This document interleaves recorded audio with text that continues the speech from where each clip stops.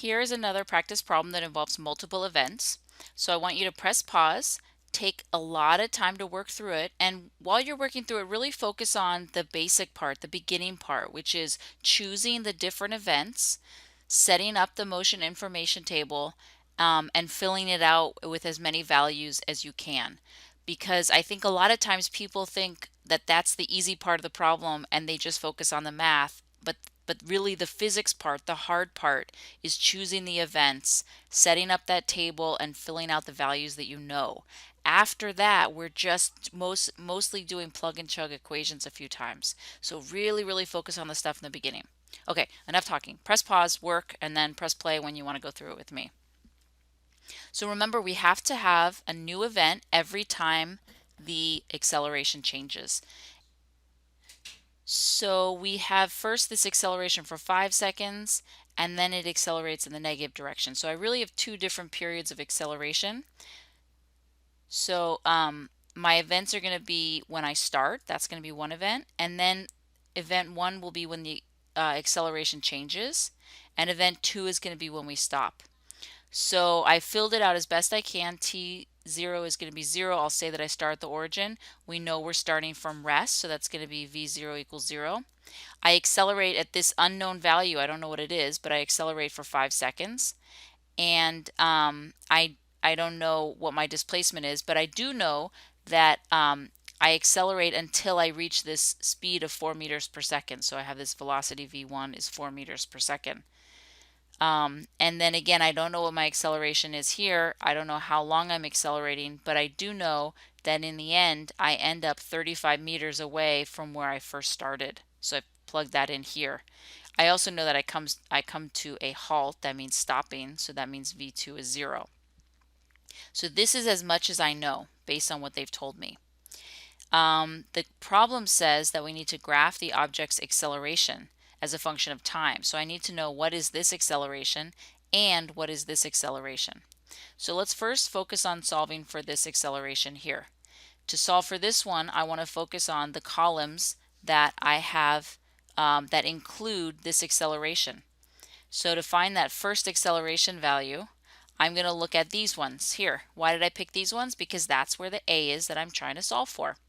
So let's see if we have enough kinematic variables. What do I know? I know delta t, I know v initial, I know v final. Because remember, once you kind of decide what columns you're using, this column becomes the initial and this column becomes the final. So this is like my v initial and this is like my v final. So I know v initial, delta t, and v final. That's enough. I only need to know the value of 3 variables in order to solve for a fourth one. So I'm going to say A is what I'm trying to solve for. I know delta t, I know v initial, and I know v final. I choose the equation that involves these 4 variables. There it is. And then I plug in the values that I know, and I solve for A. So A is 0.8 meters per second squared. And if I want, I can put that in my table. Let's do that. Now, you might think, let's try to solve for the second A. Okay, because that's going to let us graph it. So let's see, what do I know? I know this column now becomes my initial and this column is my final. So I know v initial, I know v final. I don't know delta x and I don't know delta t.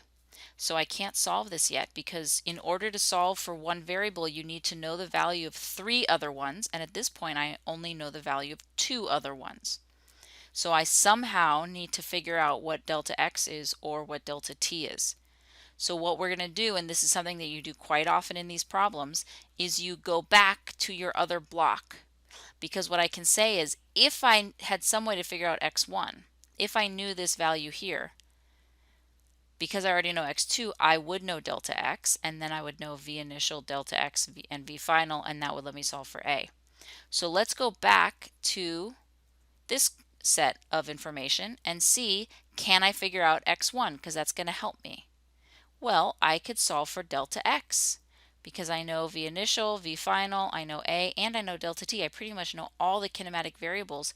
So that's going to let me solve for delta x. Once I know what delta x is, I'll know what x1 is, and then I can come back to here. So let's find x1. Delta x is the kinematic variable I'm looking for, and at this point I know all the other variables, so I can just pick 3 of them. Let's say I know delta t, v initial, and A. I choose the equation that involves these four variables. There that is. And then I plug in all the values I know and I solve that delta x is 10 meters. So I'm going to put that 10 in here. And since this delta x is equal to x1 minus x0, so it's like 10 is equal to x1 minus 0, x1 is also 10. Great. Now I know that. And now we can figure out this delta x, because this delta x is x2 minus x1, which is just 25. So let's plug that in. Now we can go back to trying to solve for this second a here. So I'm going to look at this set of columns, this block here, because that contains the variable I'm trying to solve for. And I'm going to solve for the second acceleration. That's the one right here. So at this point I know v initial, I know v final, and now I know delta x. Those are my three variables that I know the value of. That's all it takes in order to solve for a fourth variable. So a is the variable I'm trying to solve for. I know delta x, I know v initial, I know v final. So I choose the equation that involves those four variables.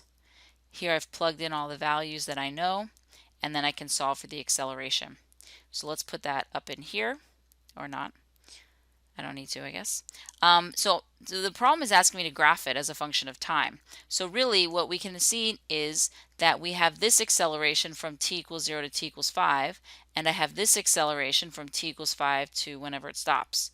So I'm just going to graph the information that I know, and it's going to look like this. So there's my 0.8, that's my acceleration, meters per second squared for the first 5 seconds, and then I have this negative 0.32 for the rest of time. I don't need to figure out what this time is. They just want me to graph the acceleration. So we did it. Good job.